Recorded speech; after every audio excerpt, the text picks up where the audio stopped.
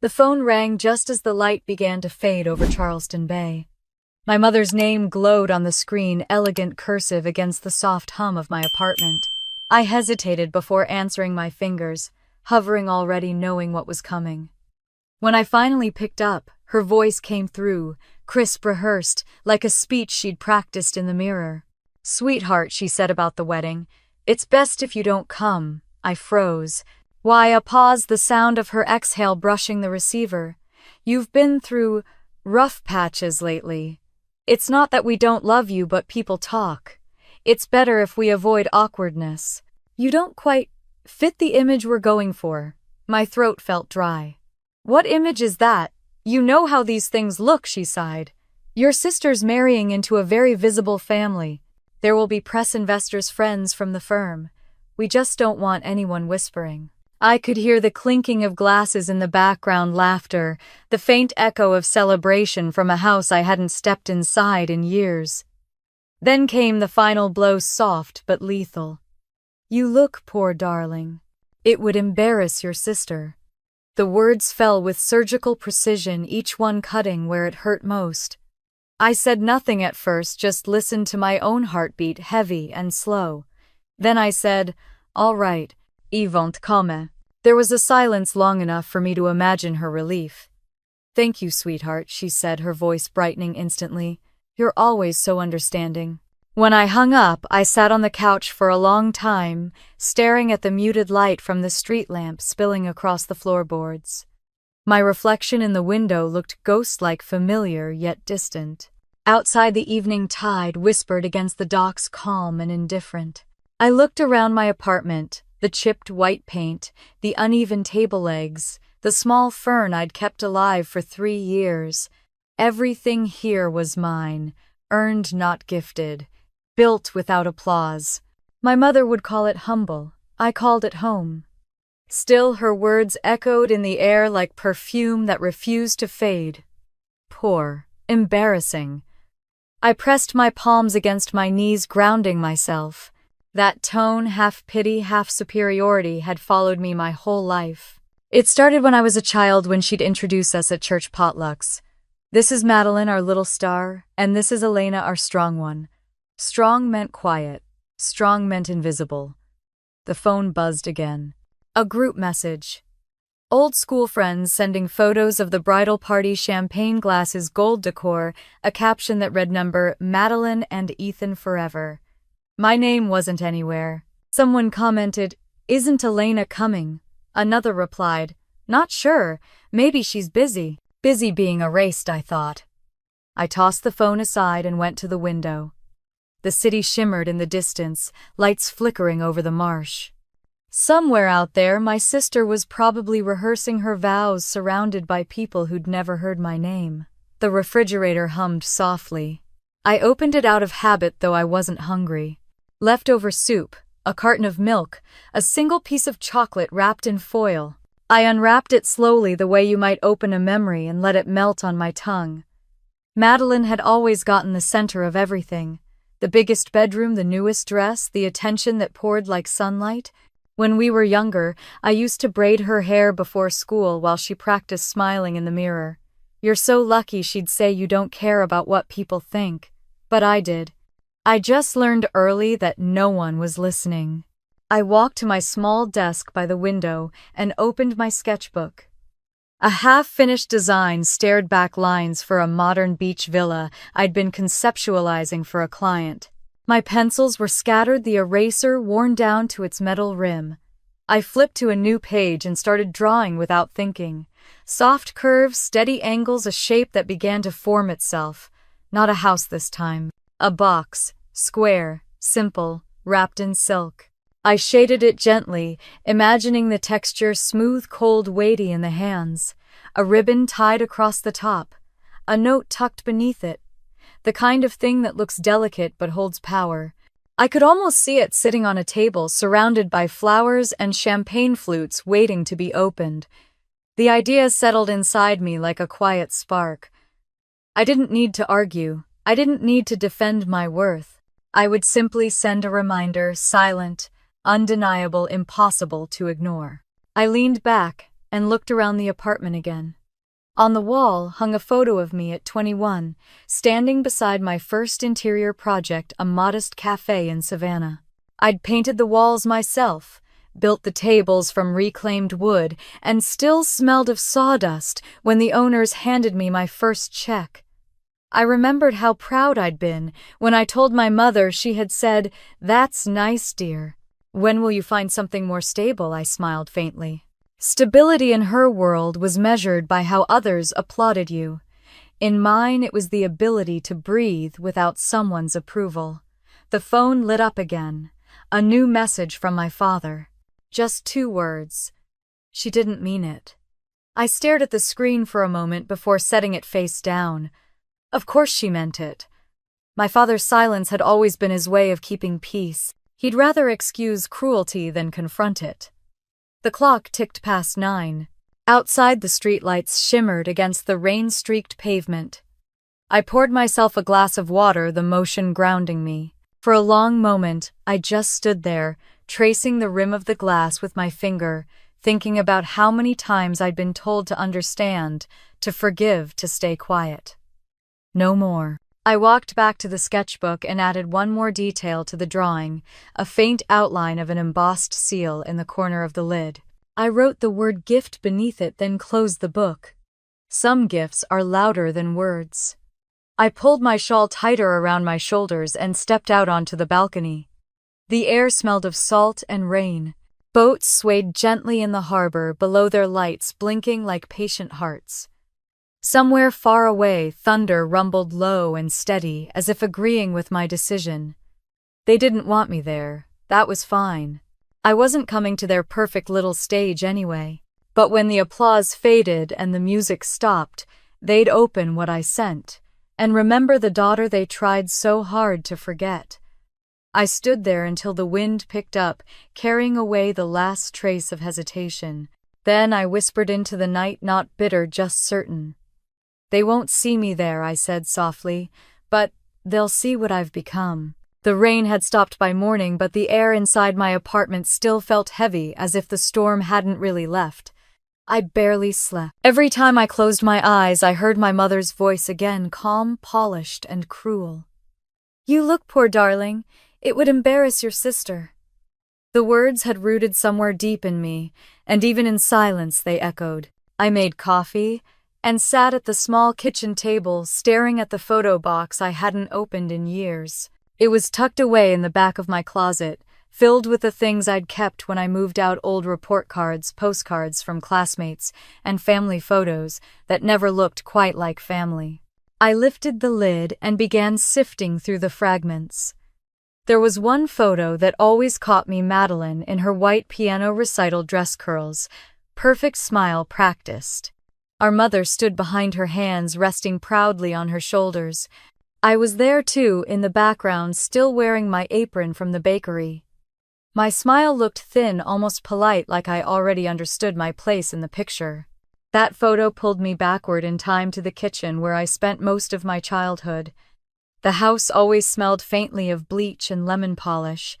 I'd stand on a stool washing dishes while Madeline painted her nails at the counter, humming off-key to whatever song was popular that week. Mom would praise her for being so delicate, so graceful, then look at me and say, "You're the strong one, Elena. You'll always land on your feet."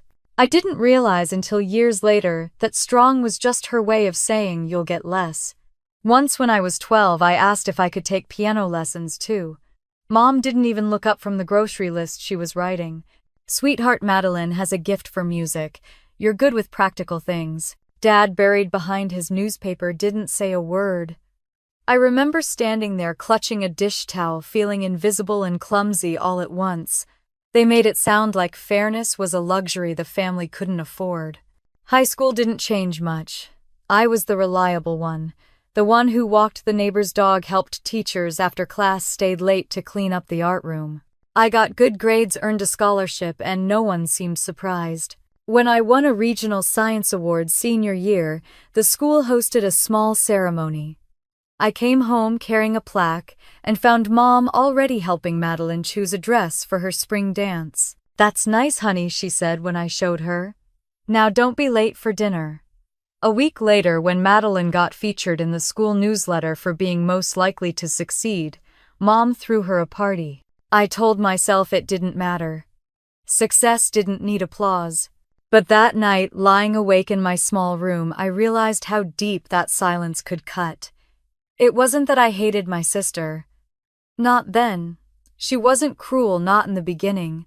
She just lived in a world where everything was built for her. When she broke a vase, I was the one who swept it up. When she forgot her lunch, I gave her mine. When she cried after her first breakup, I held her while Mom whispered, "She's too sensitive, poor thing," as if being sensitive were a virtue. But when I cried, the few times I dared, Mom sighed. "You're tougher than that, Elena. Don't make a scene." When I was 18, I got into the University of Georgia on a partial scholarship.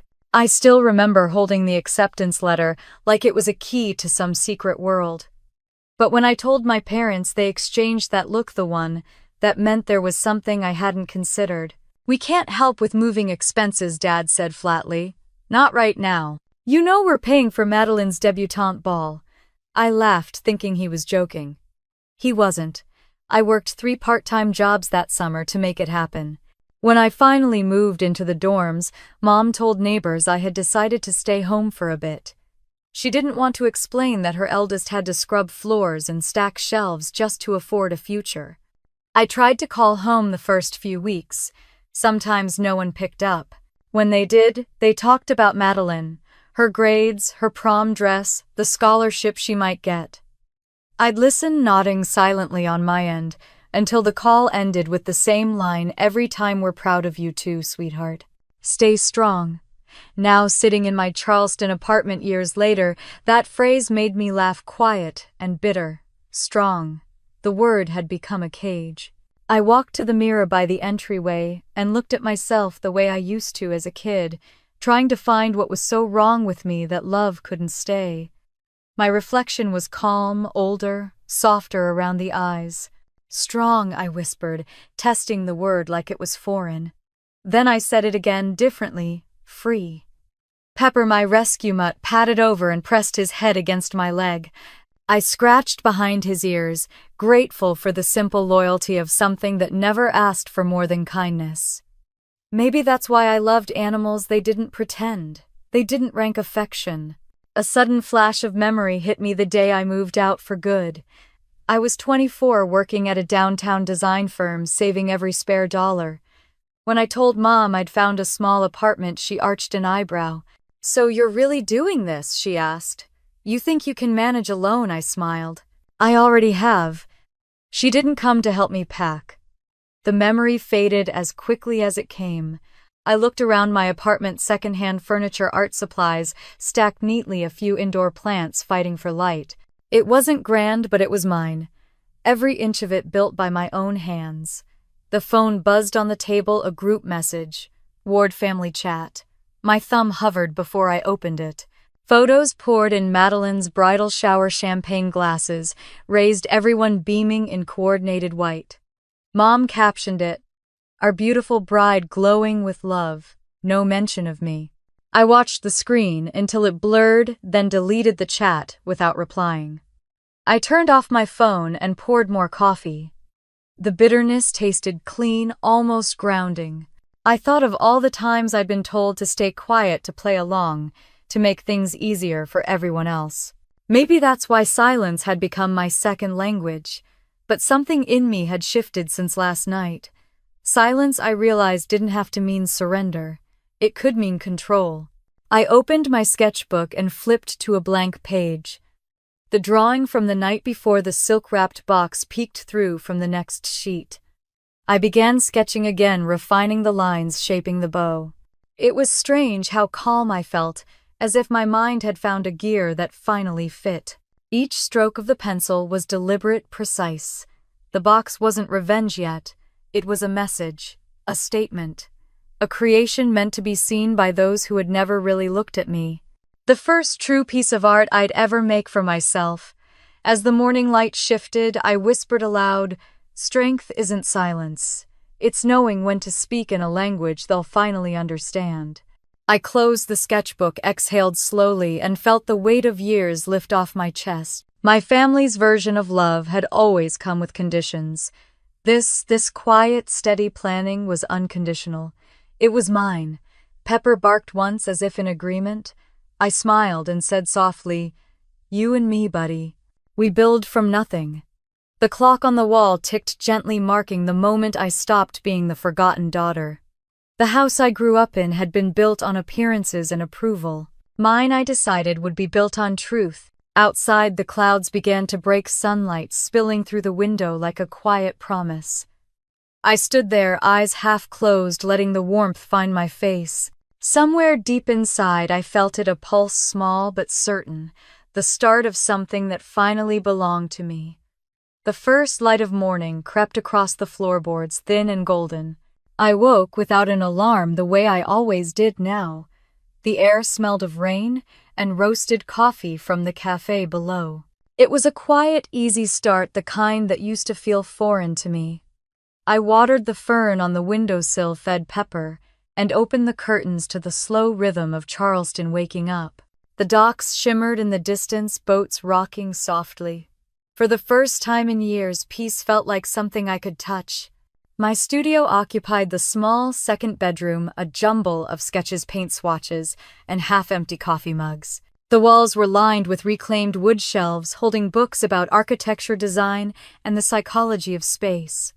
I liked thinking that what I created had weight, that it could hold people, give them something they didn't even know they needed: safety. At 9, I opened my laptop and reviewed emails. 2 new project inquiries, 1 client payment pending, and 1 rejection. The rejection didn't sting the way it used to. I had learned that failure wasn't a closed door, it was just an old one that didn't fit the frame anymore. I sipped my coffee and went back to sketching. By 10, I was at my downtown studio, a converted attic above a bakery, barely 800 square feet, but flooded with sunlight. I'd found the space 2 years ago, back when my old boss at a corporate design firm took credit for my work on a luxury hotel project. I had walked out that same week, taking only my portfolio and a stapler I'd bought myself. For months I lived off oatmeal and coffee, taking any freelance job that came my way. But I never went back. Now the studio smelled like sawdust and fresh paint.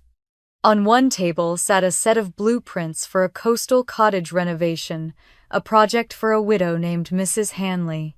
She wanted her late husband's fishing shack turned into a reading retreat. I'd spent hours designing it down to the smallest detail. When she came to the studio last week, she ran her fingers along the rendering and said, "You make spaces feel safe." I didn't know what to say. No one had ever used that word about me before. Around noon, my mentor Liam Hayes stopped by. He was a retired architect in his 50s with graying hair and kind eyes that always seemed to see through pretense. I met him at a design expo in Savannah the year I started over. He'd stopped in front of my booth, studied my work, and said, "You design like someone who survived something." I remember smiling awkwardly. Maybe survival just looks like clean lines and steady walls. He laughed, offered me a consulting contract, and over time became the closest thing I had to family. He stepped into the studio that day carrying 2 coffees. "You look too serious for this early," he said, handing me one. "Deadlines don't care about moods," I said. He looked around, noticing the sketches scattered across my drafting table. "You've been busy." "I can't stop," I admitted. "The ideas won't let me sleep." He smiled, taking a seat. "That's when you know you're doing it right." We went over plans for a new project, an eco-friendly townhouse design on King Street. But my mind wandered as we talked. Every time Liam mentioned family or legacy, my chest tightened. Legacy was a word my mother used to love, but it meant something very different in her mouth. Liam caught me drifting. "Where's your head, Elena?" I hesitated, then said, "My sister's wedding is next month. It's all over the local papers." His expression softened. "That's the one who told me I shouldn't come because I'd embarrass her." I finished for him. He nodded slowly. "And how are you feeling about that?" "I'm not," I said. "Feeling, I mean." He studied me for a moment. That's not true. You're just channeling it into something else. I looked down at my sketches. Into precision, I said. Into silence that looks like control. He smiled faintly. Then use it. Let your work speak the words they'll never hear. That night after Liam left, I stayed late in the studio. I lit a small lamp, the kind that glowed like candlelight, and pulled out a different set of plans. A personal one I'd been working on for months. A villa near Mount Pleasant overlooking the marshlands. It wasn't commissioned, it was mine. I'd been designing it in secret, an architectural confession in the shape of a home. The lines were clean open, full of air.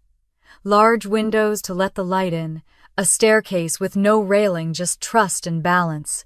In every inch I'd drawn something I once needed: peace, belonging, dignity. I imagined standing there one day, barefoot on the tile, surrounded by silence that didn't hurt. When Liam first saw the design, he'd asked, "Is this for a client?" I told him. "Not yet." He'd smiled, understanding more than I said. "Then build it when you're ready." Now, as I adjusted the shading on the sketch, I thought about that villa again. I thought about my mother, about Madeline, about the idea of family as something that only looked beautiful from a distance. Maybe the villa wasn't just a dream.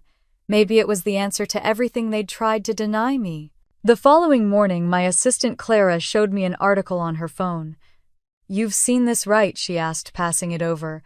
It was a glossy magazine cover, Charleston Society Weekly. The headline read, "A Match Made in Heaven, Madeline Ward to Wed Ethan Crane." The photo showed my sister laughing beneath a canopy of white roses, Mom and Dad smiling on either side. The caption below, "Charleston's Wedding of the Year." My stomach turned, but not from jealousy. I'd designed that resort once years ago when I worked under a boss who never credited me. The grand palmetto, every archway, every chandelier mine. I knew every brick in that place. They were celebrating in the house I built. I closed the magazine and slid it back across the desk. "You can throw it out," I told Clara. That evening, I walked home slowly, passing through the narrow cobblestone streets lined with oak trees and hanging moss. The city hummed, quietly alive but never intrusive. By the time I reached my apartment, the tension had settled into something else, something colder, clearer. I poured a glass of wine and stood at the window watching the harbor lights flicker. The reflection in the glass looked steady, composed. I whispered, "You can't be excluded if you never wanted to belong." I opened my sketchbook again and flipped back to the page with the white silk box. It was just a rough concept then, but now the image sharpened in my mind. A gift that would say everything I didn't. A message written not in words but in the language they understood: best presentation, perfection, appearances. I began drawing again, refining the edges of the ribbon, the folds of silk. I wrote next to it, "For those who see only surfaces." The night deepened. The city outside was still, rain threatening in the distance. I placed my pencil down, looked at the villa plans beside the sketch, and realized they belonged to the same story. The home I had built in silence, the box that would carry its truth. Pepper stirred from his bed and came to rest beside my chair. I reached down, brushing his fur, and said quietly, "They taught me to measure worth in things. Maybe it's time I showed them what I built while they were looking away." A storm began somewhere, out at sea, thunder rolling faintly through the window. The sound didn't scare me. It reminded me that power could exist quietly too, just waiting for the right moment to be heard. When I finally went to bed, I left the sketchbook open on the table. The lamplight caught the page, the box gleaming softly in graphite. It was beautiful in its simplicity, clean, deliberate, unapologetic. Tomorrow, I decided I'd start making calls. Not for revenge, for precision, for balance. They had chosen to define me by absence. I would answer with presence, silent, strong, and impossible to ignore. The morning light spilled through the window as I stirred sugar into my coffee, pretending not to see the notification glowing on my phone. Clara had texted twice already.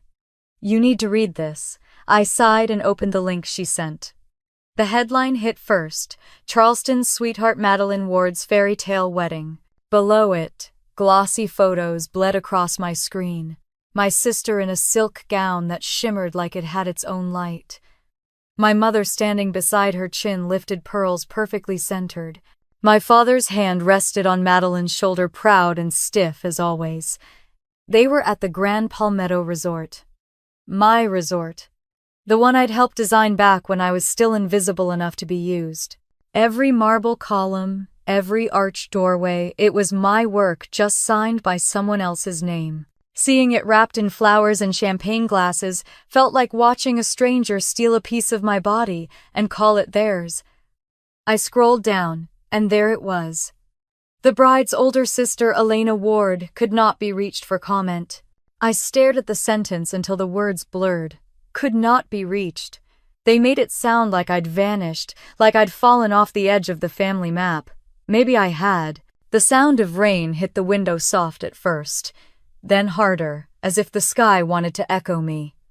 I closed the laptop, pushed it aside, and went back to work, but my pencil kept slipping lines, turning messy. I gave up and leaned back in my chair, closing my eyes. And just like that, I was back in their house 2 years earlier at Madeline's engagement party. The memory came sharp and detailed: the flicker of candles, the smell of rosemary and roasted lamb. My mother had hired a jazz trio to play by the pool, and the whole yard glittered. I'd shown up in a simple blue dress, the only one I owned that didn't look like workwear. As I stepped through the door, Mom handed me a tray of hors d'oeuvres. The caterers are short-staffed, sweetheart. Be a dear and help out. I should have said no.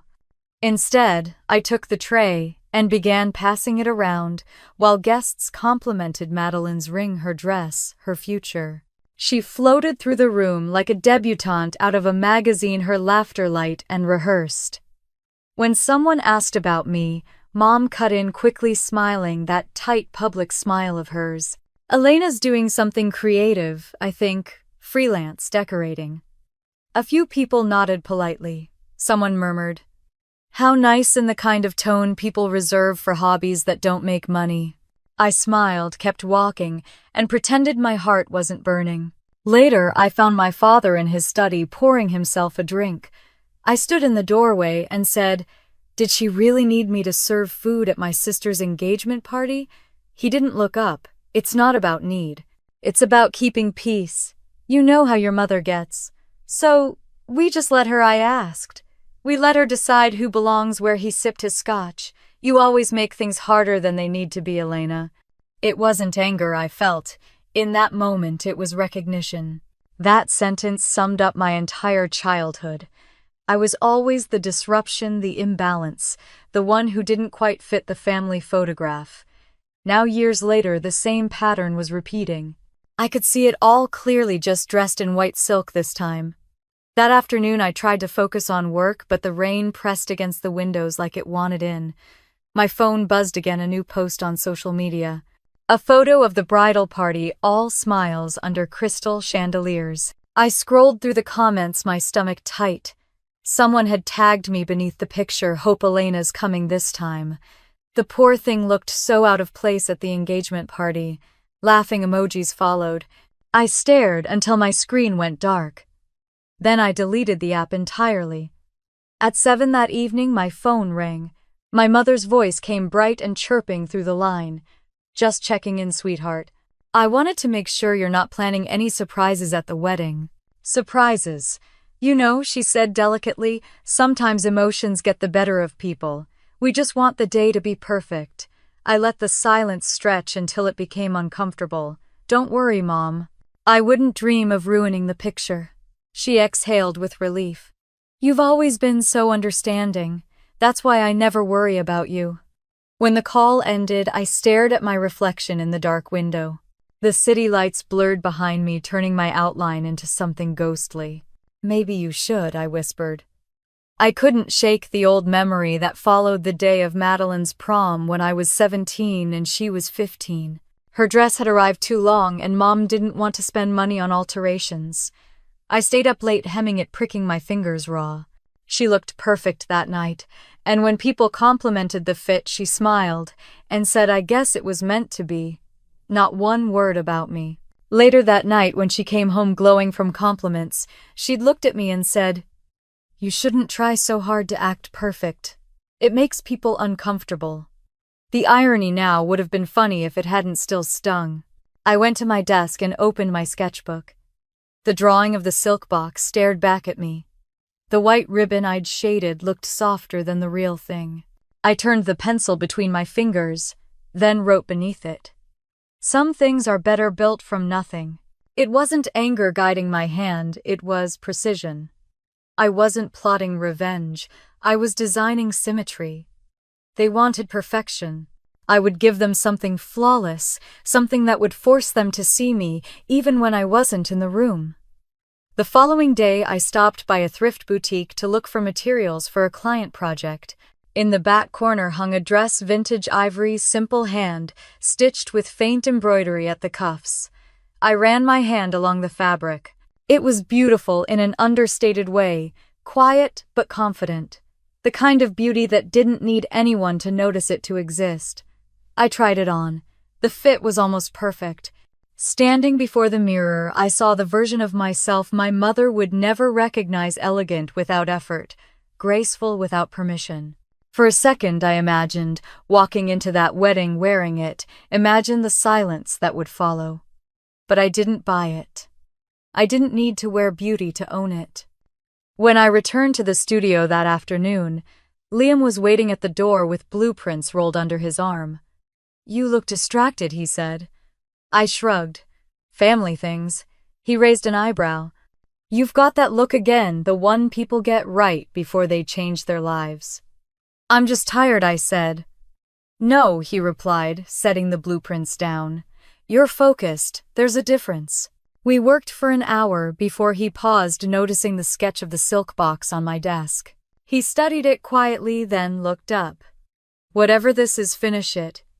You need to see it through." His words settled over me like a seal. "Finish it." That night, when the city lights flickered across the bay, I sat at my desk and opened my laptop. My lawyer's name, Mr. Green, sat at the top of my contacts list. My fingers hovered over the keyboard for a long moment before I began typing. "Dear Mr. Green, I'd like to discuss transferring the title of my Mount Pleasant property to my sister Madeline Ward. The documentation should arrive no later than Friday morning at the Grand Palmetto Resort. I want it delivered to the bride personally." I read the email twice before pressing send. The click sounded final, deliberate. The room felt still afterward, like the air itself was waiting to exhale. I looked down at Pepper, sleeping soundly beside my chair. "They want perfection," I said softly. "I'll give them exactly that." Outside, the wind picked up, rustling through the palm trees. Somewhere in the distance, church bells rang. It felt like the prelude to something inevitable, something sharp and clean, that would finally make sense of every quiet humiliation I'd ever endured. I turned off the lamp and stood at the window. The harbor lights glittered across the water like small truths, steady and patient. The world below was calm. For the first time in a long time, so was I. The air inside Mr. Green's office smelled faintly of cedar and fresh ink. The blinds were half drawn, letting in thin bands of morning light that striped across the polished wood desk. He was a quiet man, deliberate in every motion, the kind of lawyer who measured his words like currency. He adjusted his glasses, looked up from the stack of documents, and said, "So you're sure about this?" "Yes." My voice didn't waver. "The villa's title will go to my sister, effective immediately." Mr. Green frowned slightly, as if trying to read between the lines. "It's quite a gift, Miss Ward. I just want to make sure you're aware, once it's signed, it's final. You can't revoke it." I leaned forward, elbows on the cool edge of his desk. "I don't intend to." He studied me for a moment longer, then slid the final form across the desk. The paper was heavy-textured, embossed with the seal of the state. I picked up the pen and signed my name, Elena Margaret Ward. The letters looked calm, controlled, like they belonged to someone who no longer shook. Mr. Green cleared his throat. "Any message to include with the deed?" I smiled faintly. "Just this." I handed him a small ivory card with 4 handwritten words. Some things are better built from nothing. He nodded, his expression unreadable, and pressed the notary seal into the bottom corner of the form. The gold stamp shimmered under the light. When I left his office, the sun outside was blinding. The city was already buzzing, but I walked slowly, as if the ground itself needed to remember the weight of what I'd just done. The villa had been my first real project, my secret masterpiece. 2 years earlier, I'd bought a neglected property in Mount Pleasant, with the little inheritance left to me by my grandmother, the only person in our family who had ever seen me without comparison. She used to say, "Build beauty where others see ruins." I didn't understand then how literal that advice would become. I remember the first day I saw the villa, overgrown gardens, cracked shutters, vines swallowing the walls. It smelled like salt and dust and potential. I had stood there in the middle of the empty hall, imagining light flooding through the windows, imagining a space that breathed instead of suffocated. For months, I designed every inch myself. I stripped old paint, restored oak floors, opened walls that had trapped air for decades. I filled it with soft neutrals and quiet symmetry, a language of calm I was still learning to speak. It became something sacred not because it was mine, but because it was honest. Every beam, every line of light had my fingerprints in it. Now, as the cab turned down the road toward Mount Pleasant, I watched the marshlands stretch out on both sides, silver water under a pale blue sky. The villa came into view, slowly rising from the greenery like something exhaled. The driver asked if I wanted him to wait. "No," I said. "I'll walk back." I stood at the gate for a moment, breathing in the familiar scent of salt and rosemary. The garden had grown wild again, but the bones of beauty were still there. I unlocked the door and stepped inside. The air was cool and still touched by faint traces of wood polish. Light poured in through the tall windows, scattering across the stone floors. This house had never known laughter or argument, no music or noise, only creation. Maybe that was why I loved it. It didn't pretend. It didn't need approval. I wandered through the rooms, touching the edges of door frames, the smooth grain of the staircase railing. In the main hall, the sunlight hit the wall where I'd hung a framed quote from my grandmother. "When they forget your name, build something they can't ignore."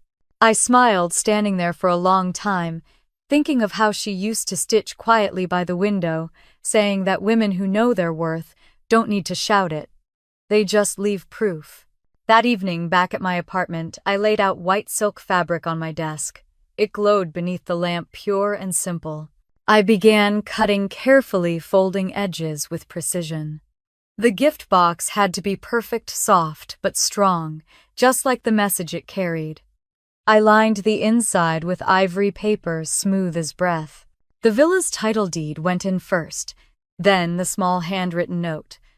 I wrapped the box with a silk ribbon, tying it in a single loop, neat and understated.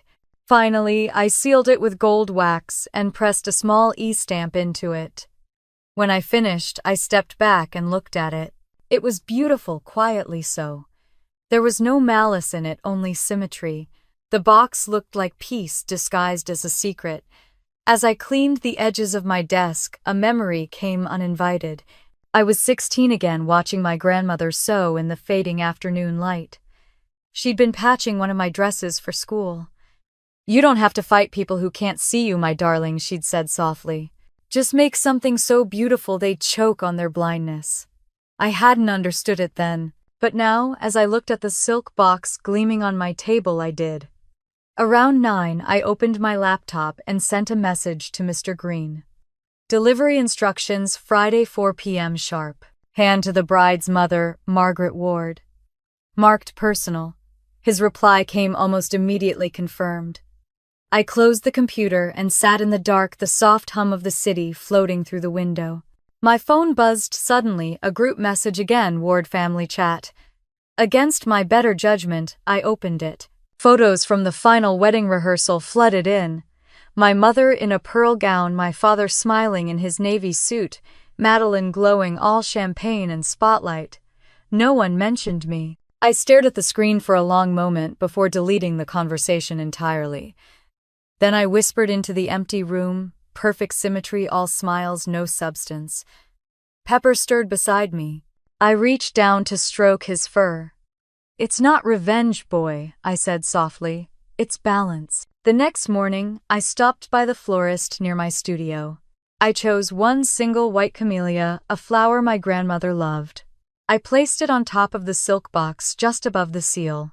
The petals were flawless, luminous, even in shade. The courier arrived at 10 sharp, a young man with careful eyes.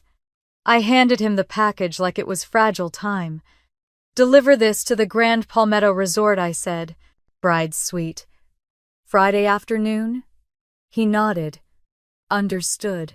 When the door closed behind him, I stood there for a moment, hands still hovering in the air where the box had been. The silence that followed felt different, not empty, but whole. That evening I poured myself a glass of wine and sat by the window. The sun melted into the horizon, painting the harbor gold. For the first time I didn't feel invisible.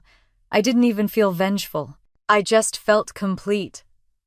On the table beside me lay the small wax seal I'd used to close the box. I turned it in my hand, watching the faint gold reflect the last of the daylight. My grandmother's voice whispered in memory, "When they take your voice, build with your hands instead." Outside, the city lights flickered on one by one, steady and soft. I thought of the villa, its walls, its sunlight, its silence. Soon it would belong to the sister who thought I had nothing. And when she opened that box surrounded by her guests and her perfect life, she would finally see what I'd been building all along. The world had taught me that revenge was loud, messy, destructive, but this was different. This was creation as retribution, art as truth, a deed written in silence. I finished my wine, exhaled slowly, and whispered, "It's done." The room stayed still, bathed in pale gold. The white camellia's petals caught the dying light, their edges glowing faintly like forgiveness, pretending to be fire. The morning of the wedding broke bright and breathless. Charleston shimmered under a soft haze, the air rich with the smell of magnolia and salt. I woke before dawn the same way I used to before big deadlines, except this time there was nothing left to finish. The gift box was already gone, its white silk edges sealed, and perfect, carried off yesterday by the courier. Somewhere in the city, it was waiting for the moment that would rewrite everything. I brewed coffee and stepped onto the balcony. The harbor below was still caught between night and morning boats, anchored in glassy water. Pepper lay at my feet, tail thumping once, as if to say, "You've done enough." He was right. There was nothing left to control, nothing left to fix. Inside, my apartment was quiet except for the low hum of the refrigerator. I liked that sound, the rhythm of something steady. I poured coffee into a chipped mug, took one long sip, and thought about the other side of the city where chaos would already be stirring. At the Grand Palmetto Resort, the morning would look different. There would be curling irons, perfumed laughter that sounded rehearsed. My mother would be pacing, directing hairdressers and photographers with that clipped tone she reserved for moments that mattered to her reputation. Madeline would sit in front of a vanity, surrounded by light, her white dress spilling across the carpet like ocean foam.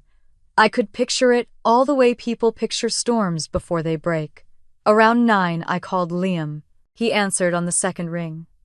"Morning, architect of quiet revolutions," he said, his voice warm. "Morning," I replied, smiling faintly.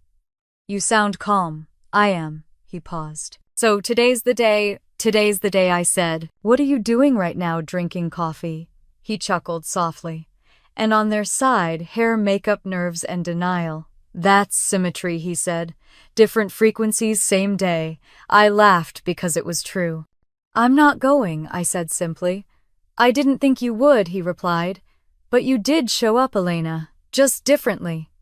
After we hung up, I sat on the couch and let the quiet unfold. My mind drifted not backward but inward. Every sound felt sharper, every color brighter. I realized peace has its own kind of adrenaline. By 11, I walked down to the waterfront. The breeze lifted the edges of my shirt, the air warm against my skin. Charleston was alive, tourists, with cameras, couples holding hands, a street musician playing soft jazz under the oak trees. Life kept moving completely unaware that somewhere across town my family's story was about to tilt. I passed a florist setting out buckets of roses and paused watching her arrange them by color. She glanced up. "Wedding day, huh?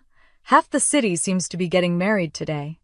I smiled faintly. "Seems that way." She nodded, trimming stems. "Weddings bring out the best and the worst in people, don't they?" "Yes," I said. "They really do." Back at the Grand Palmetto, things were unraveling in ways I didn't need to witness to imagine. The ballroom had been transformed into a sea of white and gold orchids cascading from tall vases, crystal glasses lined in perfect rows, guests already beginning to arrive in polished cars. In the bridal suite, Madeline stood surrounded by bridesmaids. She was glowing, but not from joy, from pressure. Her makeup artist dabbed powder under her eyes while my mother adjusted the veil for the 10th time. "Mom," Madeline murmured, "do you think she'll come?" My mother's reflection stiffened in the mirror. "Who, Elena? She said she wasn't. And frankly, darling, that's for the best.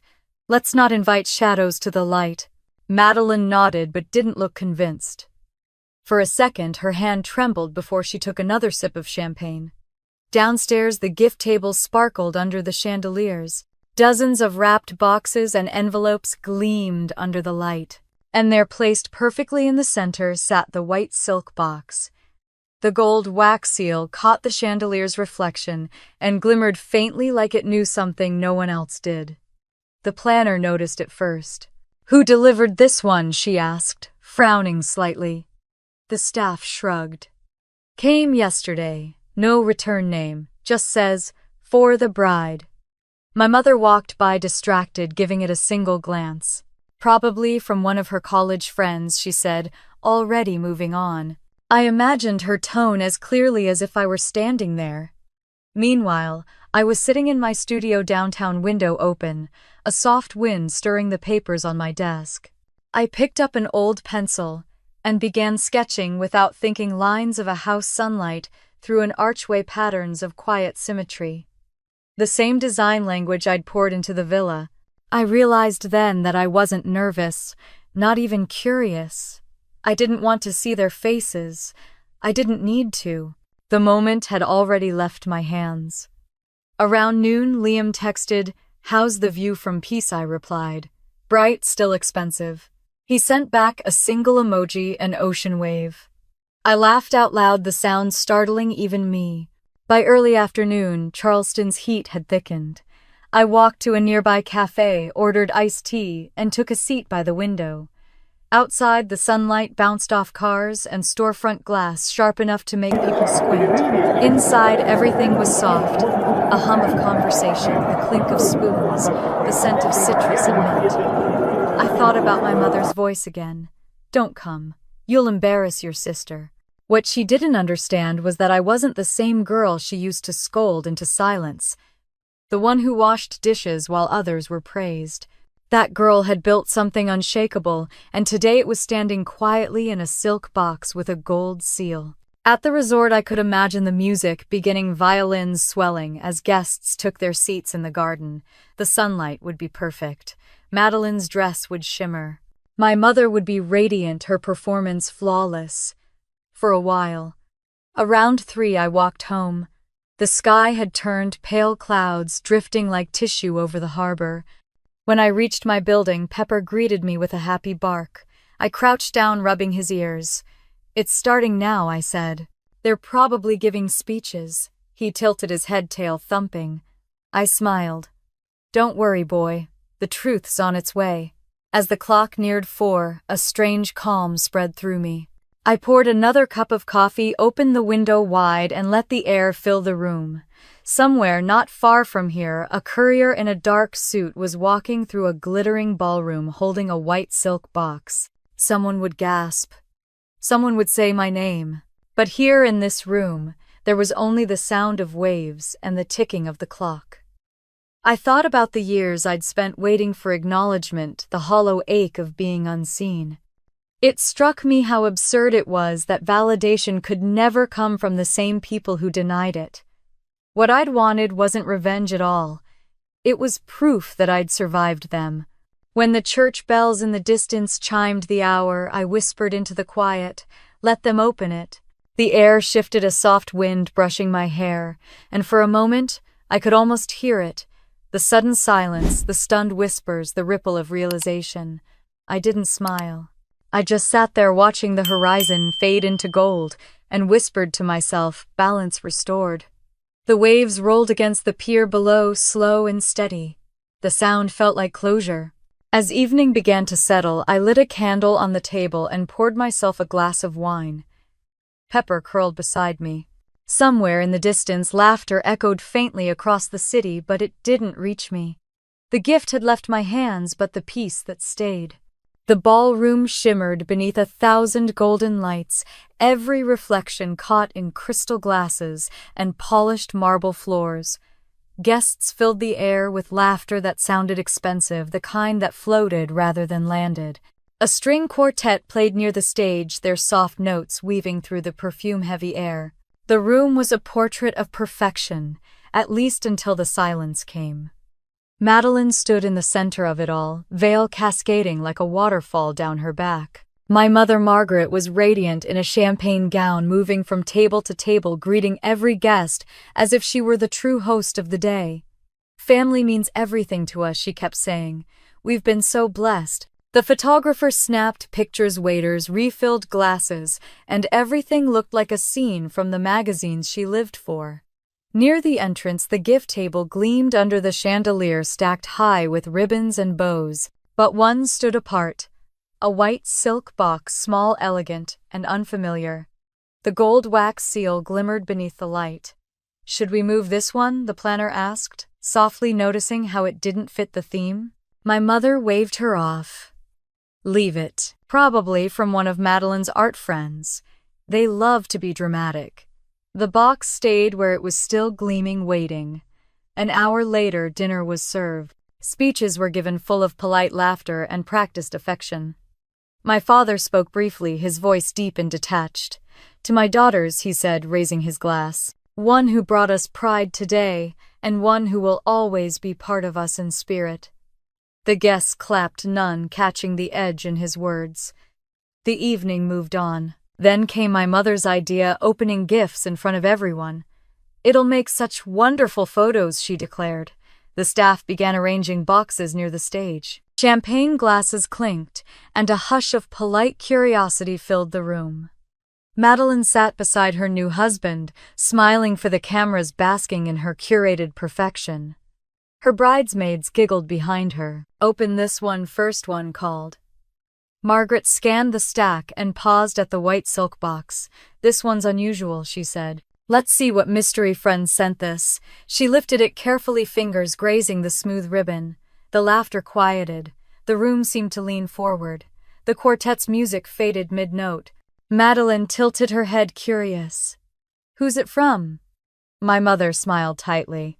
"No card on the outside. Maybe a surprise." Someone whispered, "That's from her sister, isn't it?" The photographer moved closer, camera ready. My mother untied the ribbon, the silk sliding open with a soft whisper. She lifted the lid. Inside was a folder, white leather, embossed in gold. A faint murmur passed through the crowd. She frowned, pulling it out, opening it with a practiced elegance that faltered the instant her eyes hit the first line. "Title deed," she read aloud, her voice thinning. "Residential property, Mount Pleasant, South Carolina." She stopped blinking, her face draining of color. "Owner," she swallowed. "Owner Madeline Ward." For a heartbeat, no one moved. Then the whispers began spreading like cracks through glass. "What is that? Did she just say a deed, Mount Pleasant? Wait, that's a villa." Madeline leaned forward, eyes wide. "What are you talking about?" She snatched the folder from her mother's hands and scanned the page. Her breath caught when she saw the embossed stamp and legal seal. The crowd murmured louder, now confusion turning to fascination. Someone whispered, "Isn't that the house from the architecture article, the one built by?" The planner tried to regain control. "Perhaps it's just symbolic, a decorative." But then my mother found the small ivory card at the bottom of the box. Her hands shook as she read it aloud, though her voice barely carried. Some things are better built from nothing. The words hung there, delicate but heavy. Madeline's husband glanced between the two women, uncertain whether to comfort or stay still. The crowd had gone completely quiet. Even the waiters had stopped moving.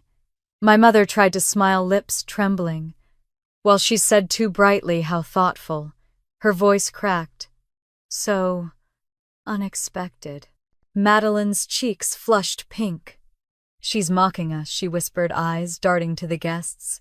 She's making fun of me. No, my father said quietly. She's reminding you. Madeline turned on him, desperate. Reminding me of what he looked down into his glass, the corners of his mouth twitching in something close to guilt. Where the foundation came from.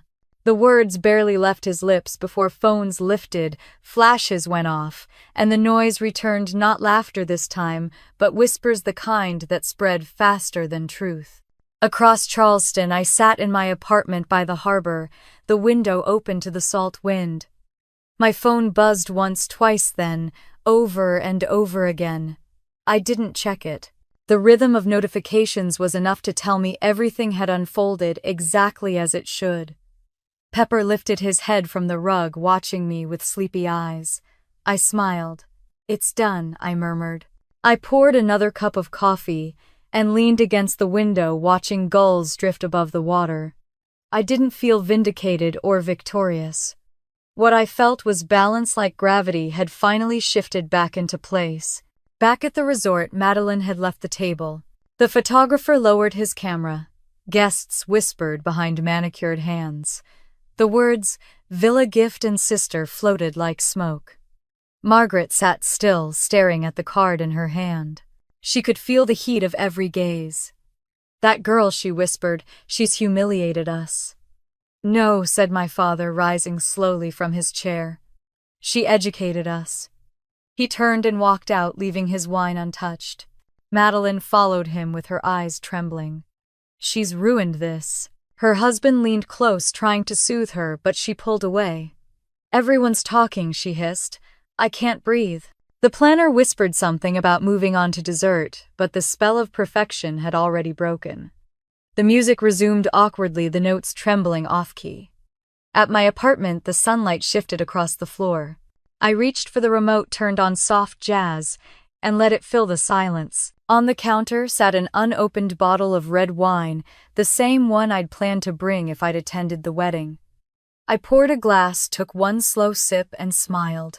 The air was thick with quiet satisfaction, the kind that didn't need witnesses. Hours later, the headlines began to appear online.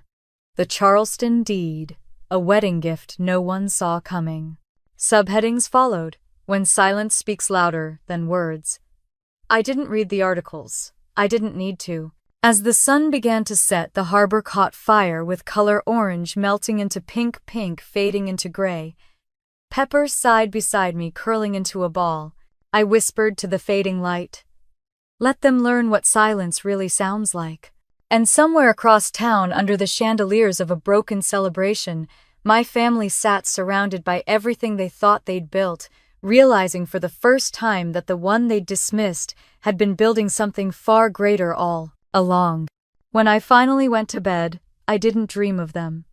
I dreamed of the villa, sunlight streaming through its open windows, every wall whispering the same word, enough. The morning after the wedding, Charleston woke to headlines. Every newspaper, every gossip site, every social feed carried the same photo.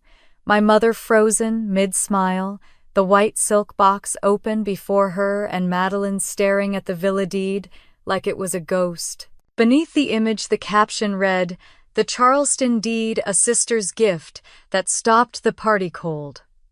By 8 a.m., I'd already silenced my phone. Calls from unknown numbers, interview requests, messages from people I hadn't heard from in years, all blinking at once. I set the phone face down on the counter and poured coffee. The world could talk. I didn't owe it my voice. Outside, the harbor was calm, the water smooth as glass. Pepper stretched and yawned beside me, his collar jingling softly. I watched the sunlight reach across the floorboards, gold and clean. Everything in me felt still, like a clock that had finally wound down after years of running too hard. At the resort, the stillness had shattered.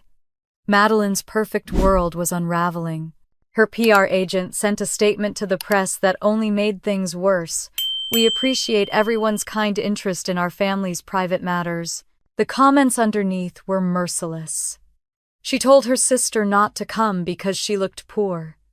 And that sister gave her a house. Karma has a real estate license now. She didn't raise a glass, she raised the bar. Every post, every meme turned the story into a parable. I hadn't said a word yet. Somehow I was speaking louder than I ever had. By mid-morning, Liam called. "You've seen the coverage. I've seen enough. You're trending." I laughed quietly. That's a sentence I never wanted to hear. "Don't worry. It's not scandal, it's admiration. You've become the quiet revolution everyone wishes they had the courage for." "I'm not a revolution," I said. "I just stopped pretending." He paused. "Sometimes that's all it takes." I thanked him for calling and hung up. Outside my window, the city was alive, but I stayed still. I didn't feel triumphant. I felt free. Across town, my mother sat at her dining table, surrounded by half-drunk champagne bottles and untouched floral arrangements. The morning light was unkind to her. Her phone kept buzzing, friends, socialites, reporters, but she couldn't bring herself to answer. When my father came downstairs, she looked up at him, eyes bloodshot. "She humiliated us." He didn't sit. She told the truth. Margaret's voice cracked. "You're defending her. I'm acknowledging her," he said simply. "Something we should have done a long time ago." She opened her mouth to argue but stopped. He'd already turned away. Madeline, meanwhile, was in her apartment, the blinds drawn, her phone vibrating relentlessly on the coffee table. She had tried to film a statement, voice trembling as she said, "Family is complicated, but love always wins." Within minutes, the comments tore it apart. Love didn't win, silence did. She should apologize, not perform. She got a house and still can't be humble. Madeline threw her phone across the room. It hit the wall, cracked the screen, and fell to the floor. Her new husband, Ethan, watched from the kitchen, his jaw tight. "Maybe it's time to stop posting," he said. She glared at him. "You think I'm the villain? I think the internet already decided." At noon, I walked to my studio downtown. The smell of sawdust and paint greeted me like an old friend. Clara, my assistant, was already there, scrolling through her phone with wide eyes. "It's everywhere," she said. "People are calling it the Charleston Deed. Some want interviews.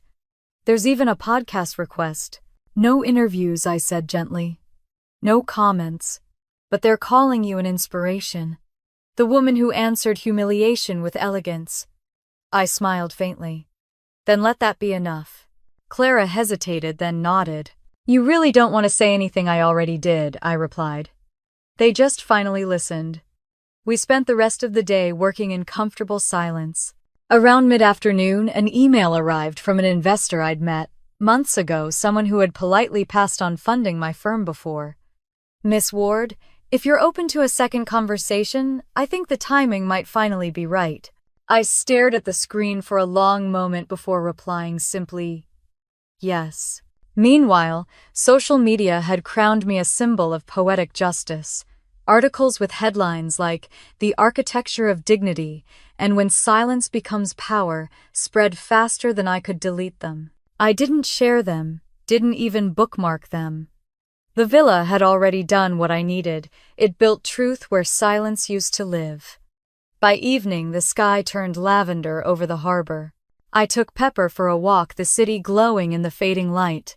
As we passed a small cafe, I overheard two women talking on the patio. "You read about that sister," one said. "The one who sent the house deed?" "Oh yes," the other replied. "I'd have done the same thing.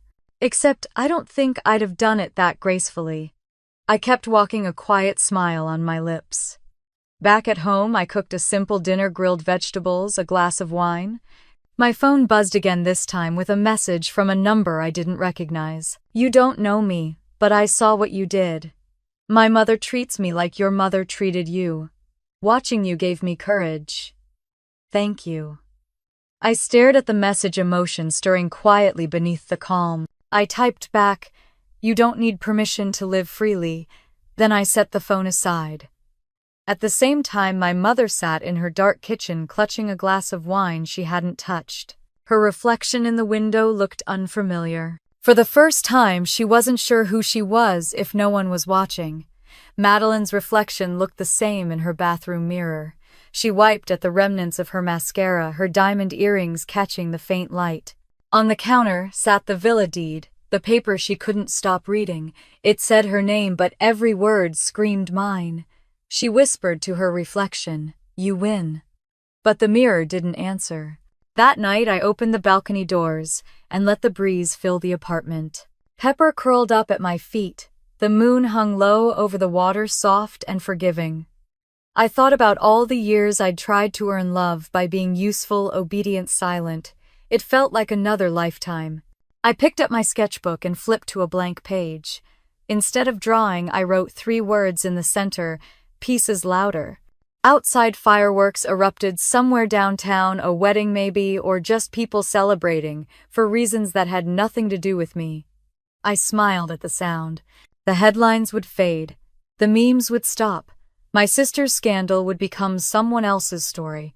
But what I had built, what I'd proven, would stay. Before bed, I checked my messages one last time. A new email had arrived, subject line simple, "Thank you for your silence." It was unsigned. I didn't need to know who sent it. Some truths didn't require names. I turned off the lamp and looked out at the moonlit harbor. The water glowed silver, calm, and infinite. For the first time in my life, I didn't feel like I was waiting for anything. I was already there, whole, unshaken, and finally seen, even without saying a word. By the time the headlines began to fade, the world had already decided who I was. The sister of grace, the architect of silence, the woman who gifted a mansion as revenge. The names were flattering, but they didn't belong to me. They belonged to a version of me the world could understand, tidy, poetic, complete. The truth was quieter. I wasn't chasing headlines, I was building peace. Weeks passed. Charleston moved on to its next story. Yet the whispers lingered in the corners of the city's brunch tables and charity galas. People said I'd taught my family a lesson. They said karma had good taste. They said silence had style. Maybe they were right. Maybe they were just bored. I stopped checking the news after the 3rd week. The articles blurred into repetition. I didn't need to read what I already knew: that my mother had withdrawn from her social calendar, that my father had quietly stepped away from his law firm, that Madeline had deactivated her accounts after sponsors dropped her. The perfect ward image had fractured, and no amount of pearls or polish could piece it back together. One morning, Clara burst into my studio waving her phone. "You're on the cover of Charleston Living." I looked up from my sketches. "Why, they called you an unexpected symbol of modern integrity." She grinned. "They want an interview." "Decline it," I said, returning to the drawing board. Clara frowned. "You sure it could be good publicity?" "I don't need publicity," I replied softly. "I need quiet." She hesitated, then nodded. Understood. The studio fell into stillness again. Outside, the city hummed faintly, car tires over cobblestone, the low murmur of a world still spinning. I picked up my pencil and began sketching the new community center project I'd accepted the week before, a safe space for young women studying architecture and design. It wasn't glamorous, but it felt necessary. Every wall I drew was a small correction to something that had once been wrong. At noon, I took a break, stepping onto the balcony. The harbor glittered below, the air warm and clean.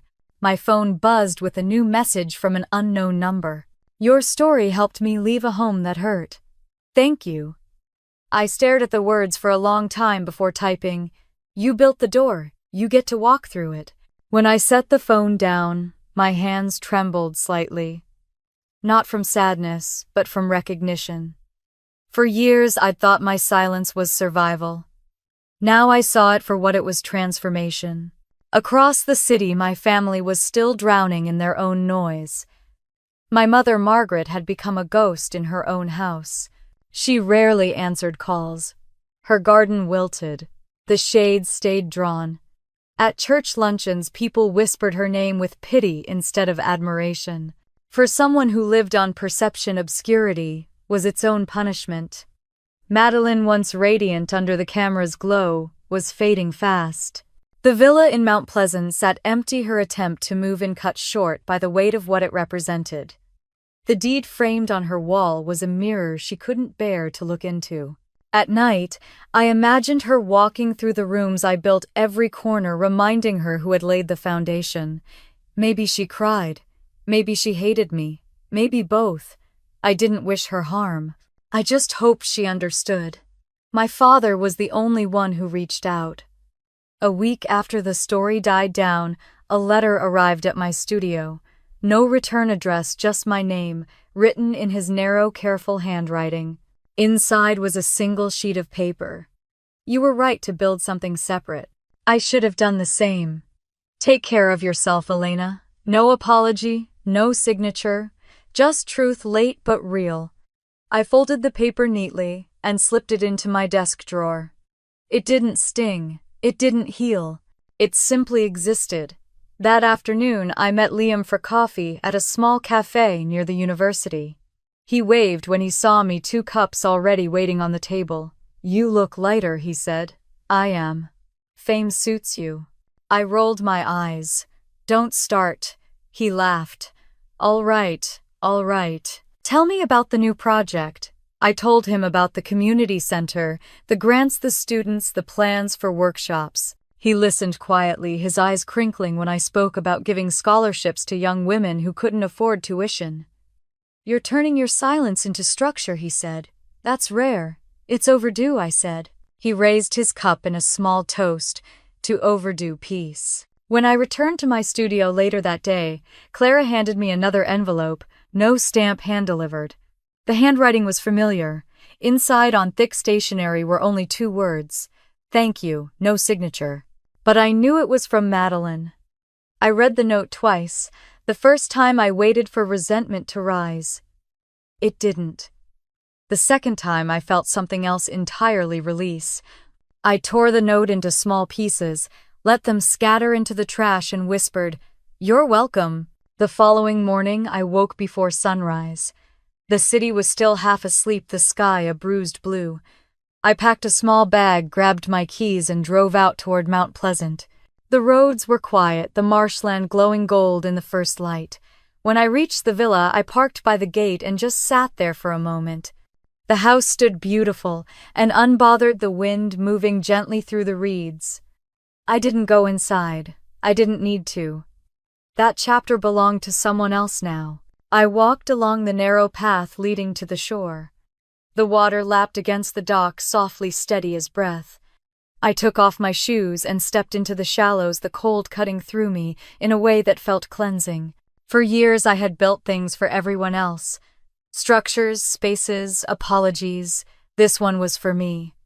The sun rose slow and deliberate, the light spilling over the horizon. I whispered to the wind, "It's done." Back in the city, the studio was already filling with morning light when I returned. Clara had left fresh blueprints on my desk.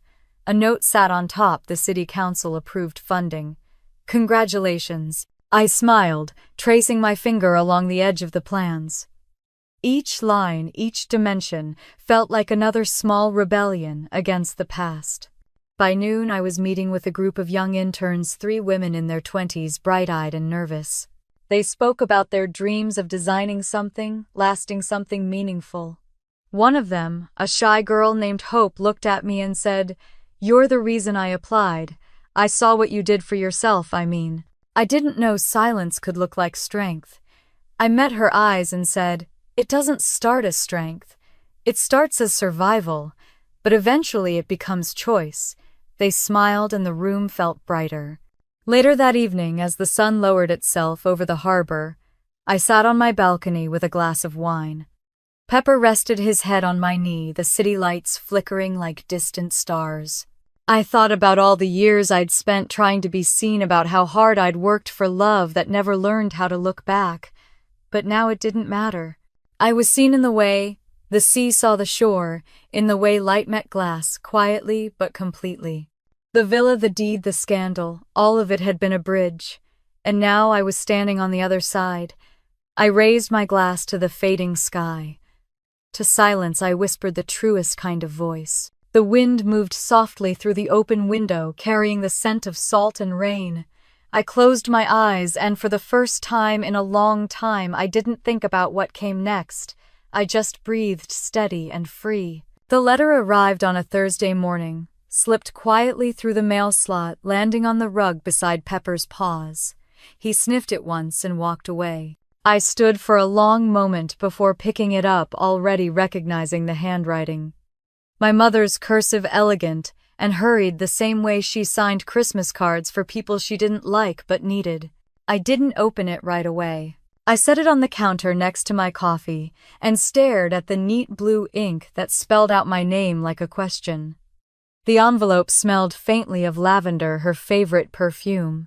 For a while I just listened to the kettle hiss on the stove and the low hum of the city outside. I already knew what the letter would say. It would be long, polished, and completely void of apology. I let it sit for 3 days. Every morning I'd walk past it on the counter, pretending I didn't see it. It wasn't avoidance, it was preservation. I wanted to make sure I could read it without breaking. On Sunday, I brewed a fresh pot of coffee, sat by the window, and finally opened it. The pages were thick, expensive paper monogrammed with her initials, M.W. gold-pressed at the top corner. 5 pages in her graceful script, every line perfectly straight, every word rehearsed. The letter began the way all her conversations did, with justification. "I hope you can understand how hard those years were for us," she wrote. "We did our best, but sometimes children don't see what parents carry." I smiled without meaning to. There it was, the story she'd been telling herself for decades.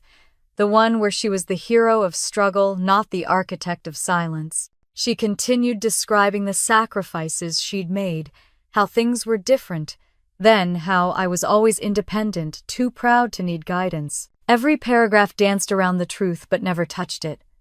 Then came the pivot. "I miss you," she wrote. "Your father and I may not have been perfect, but we built a good life. I wish you could see that. I wish you could remember the good." She mentioned the headlines, how embarrassed she had been, how cruel people could be.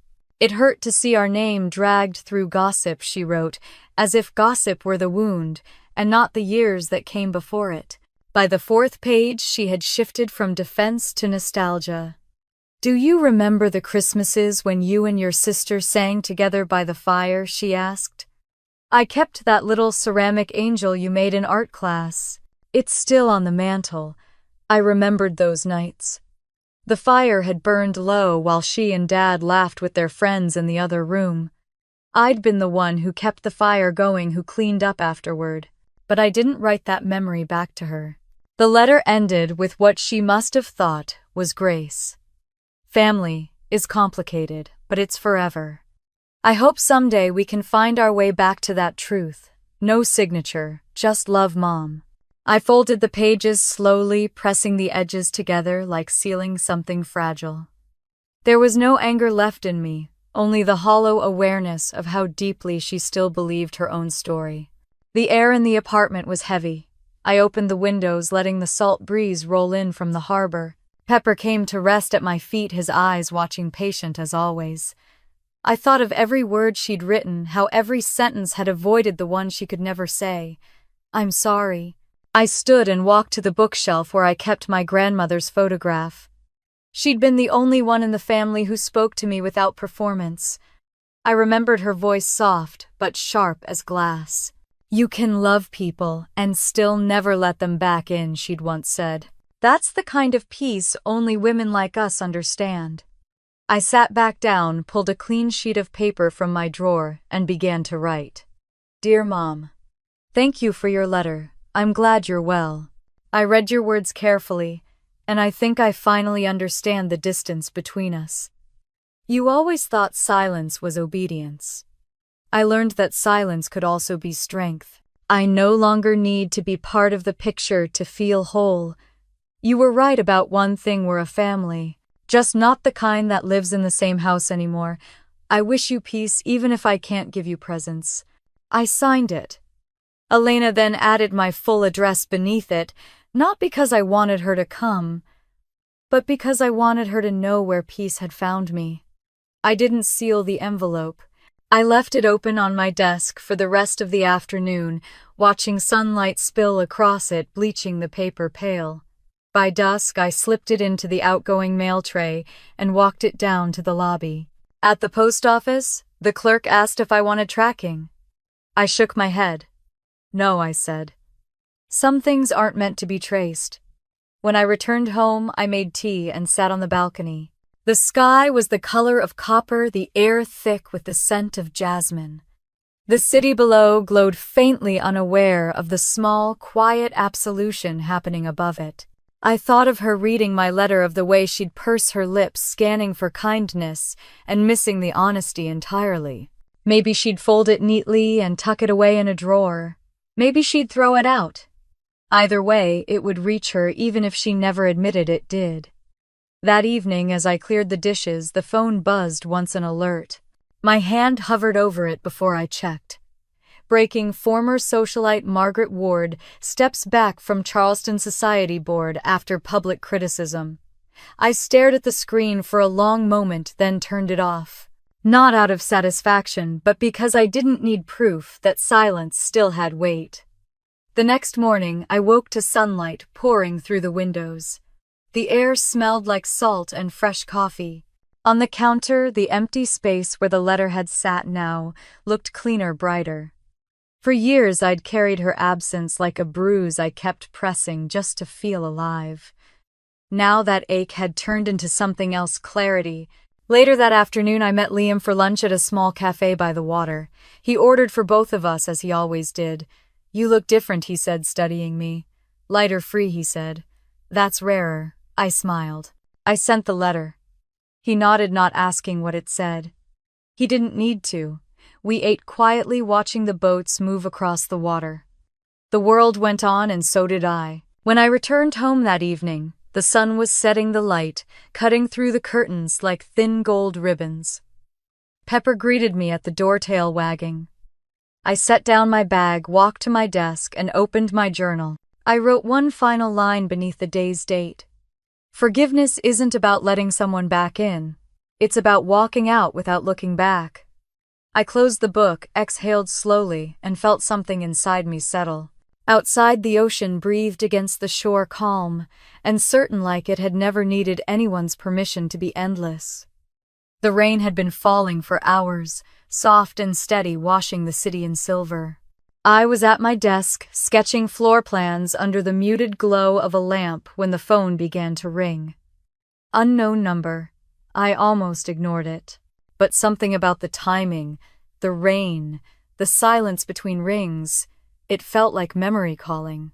When I finally answered, there was only the sound of breathing. Then a trembling voice I hadn't heard in months. Elena, I froze.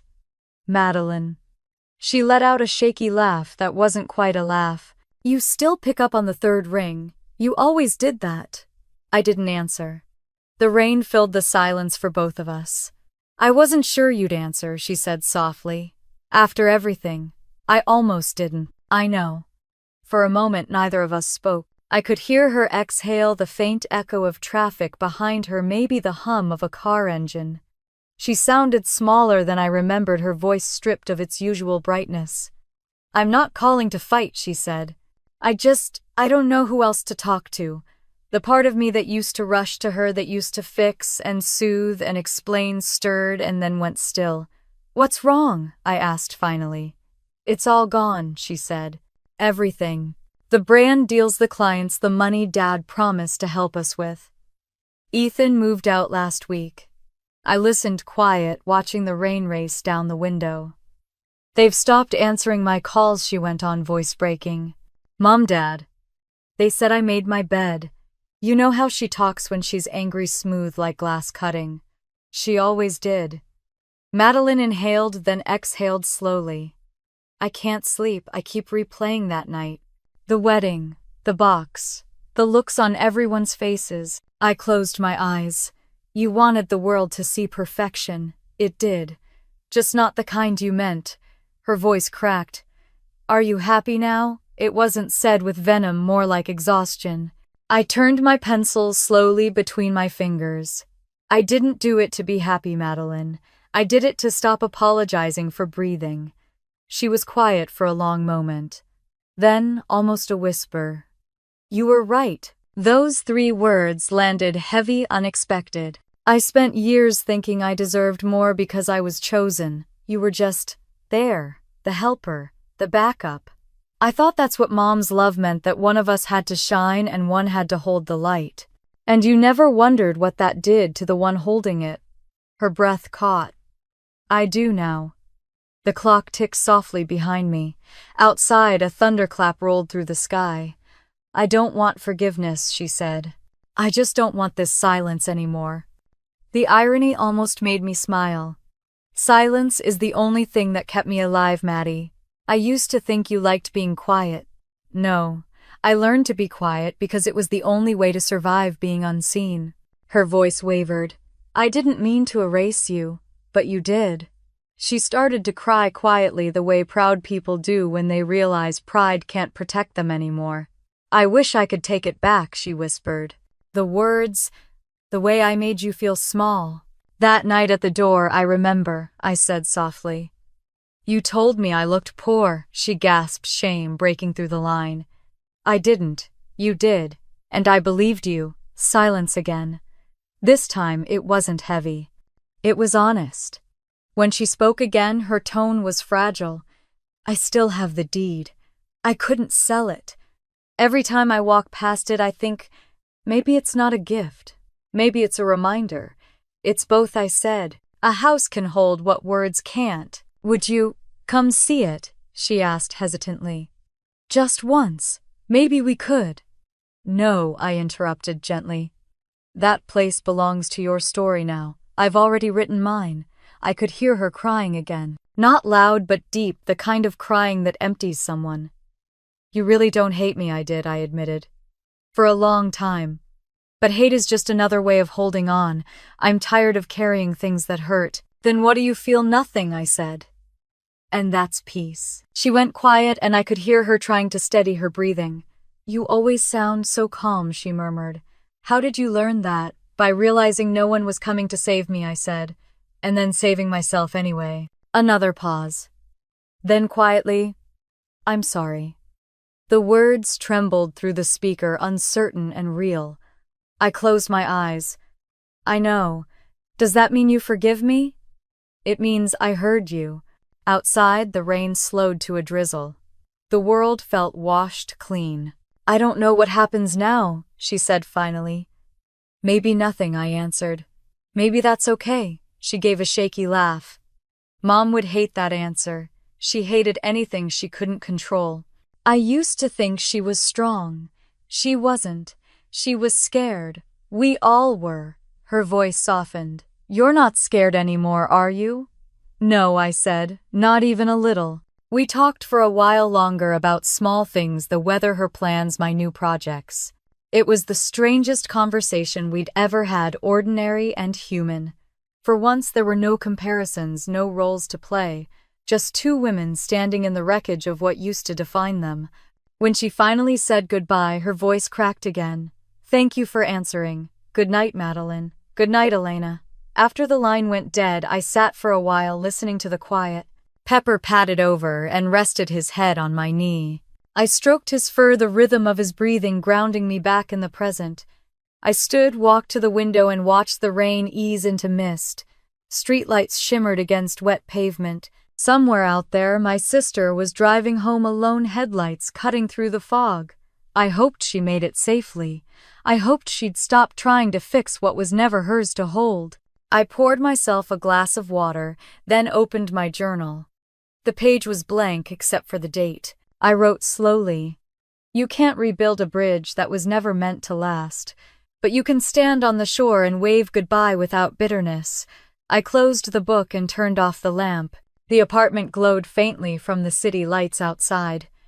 Before bed, I whispered to the darkness, "We're done, aren't we?" Pepper lifted his head as if he understood. I smiled. "Yes," I said softly, "we are." The rain stopped completely, leaving the world damp and quiet. I walked to the balcony, the air cool against my skin. The city stretched out below, lights reflecting off the harbor. I felt no grief, no anger, just stillness. For years I'd wanted my sister to see me. That night she finally had, and for the first time I didn't need her to. When I closed the balcony door and turned out the lights, the last sound I heard was the sea breathing against the shore, steady, forgiving, infinite. The morning sunlight drifted through the curtains like a soft exhale, warm and golden against the pale walls. I woke to the sound of gulls calling above the harbor and the gentle rhythm of waves folding against the shore. Pepper stretched at the foot of the bed, tail thumping lazily. For a long moment I just lay there, breathing in the quiet. There was no urgency anymore, no weight waiting to be carried. Downstairs the air smelled faintly of coffee and salt. My desk near the window was covered in sketches and letters from students, the first recipients of the Left Stairwell Fund. Their words were full of hope, gratitude, hunger for a future they could finally touch. I traced my fingers across one of the envelopes. Inside was a photo of a young woman in a hard hat smiling in front of a construction site. She'd written, "You made me believe that building things isn't just for men. Thank you for the light." I smiled, whispering the name of the foundation to myself. The Left Stairwell Fund. Named after the forgotten corner of my childhood home, the place no one wanted, where silence began and strength was born. I had turned that memory into something unbreakable. As I sipped my coffee, Tess appeared in the doorway, hair pulled back, still wearing her glasses from reading contracts late into the night. She carried 2 mugs and a knowing smile. "You're working before breakfast again." I gestured at the pile of letters. "This kind of work doesn't feel like work." Tess laughed softly. "That's how you know you're finally free." She handed me one of the mugs, then sat across from me, scanning the papers on my desk. "The foundation's gaining attention. 2 more universities want to partner. You should be proud." "I am," I said. "But more than that, I'm at peace." Tess nodded, understanding without needing to ask. She'd been there when the silence hurt, and now she was here when it healed. "Have you heard from your sister?" she asked gently.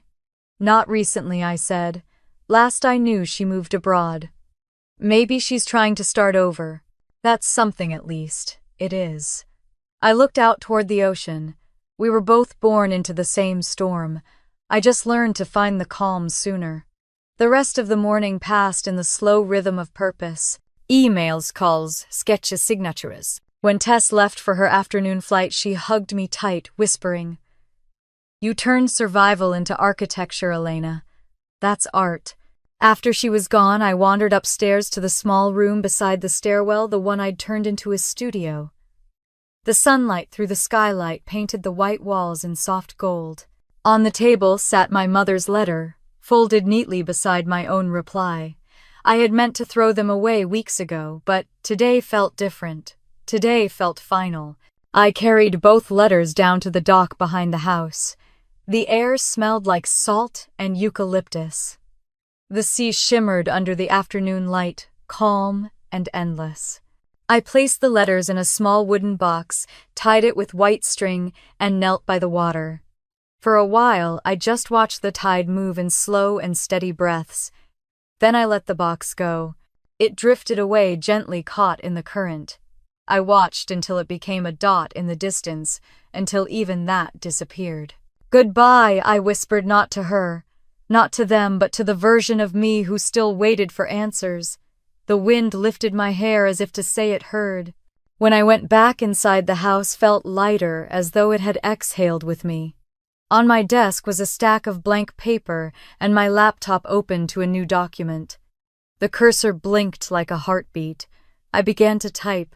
The title came easily this time, "Blueprints for Quiet Women." The first line followed right after. "They told us silence was weakness." We learned it was architecture. I smiled. I wasn't writing a manifesto. I was writing a mirror for anyone who had ever been dismissed, erased, or told to be smaller. A story for the ones who built worlds in whispers. As the afternoon faded into gold, I took Pepper out to the terrace. The sky was a masterpiece, coral clouds over a silver horizon. The air was cool but kind. I poured 2 glasses of wine, one for me and one for the memory of everyone I'd once tried to please. "For what it's worth," I said, softly raising my glass toward the sea. "Thank you for making me strong enough to walk away." The waves didn't answer, but they didn't need to. When the first stars appeared, Tess called to say she'd landed safely. We talked for a few minutes, her voice warm and familiar through the line. Before hanging up, she said, "You sound happy." "I am," I replied. "For the first time, I'm exactly where I belong." Later that night, I walked barefoot through the quiet house. Every step echoed softly like music in a cathedral. The walls no longer felt empty, they hummed with memory, but not pain. I paused by the piano in the living room, pressing one key. The note rang clear, steady, true. Outside, the fire pit flickered against the dark. I wrapped myself in a blanket and sat beneath the stars, Pepper curled beside me. The ocean whispered below, timeless and sure. I thought about how far I'd come, not in distance, but in heart. How years of being unseen had taught me to see myself. How rejection had built the very foundation I stood on now. If someone had told me back then that one day I'd find peace in solitude, I would have laughed. But peace, I learned, isn't found. It's built brick by quiet brick until the world you create no longer needs anyone's permission to stand. The waves kept rolling, soft and eternal. I closed my eyes, letting their rhythm match my breath.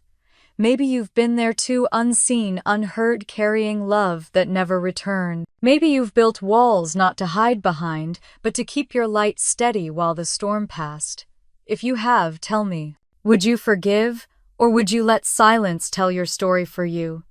If you saw even a piece of yourself in mine, leave a comment.